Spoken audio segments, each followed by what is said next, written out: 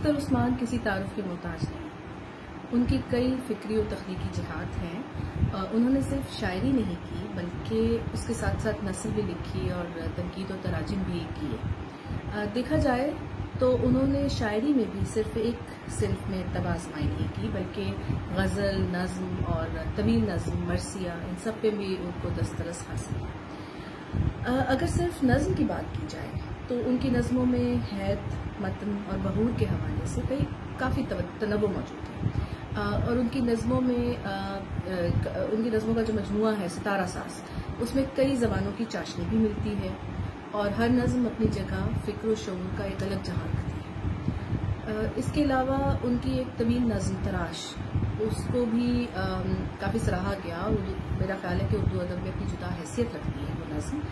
जबकि गज़ल में देखें तो अख्तर उस्मान अपने हम असरों में एक बहुत मजबूत और जुदा असलूब के हामिल बाकमाल शायर के तौर पर मौजूद हैं। उनकी शायरी पढ़कर उर्दू गज़ल और उर्दू ज़बान के इम्कानात के बारे में कुछ हौसला होने लगता है।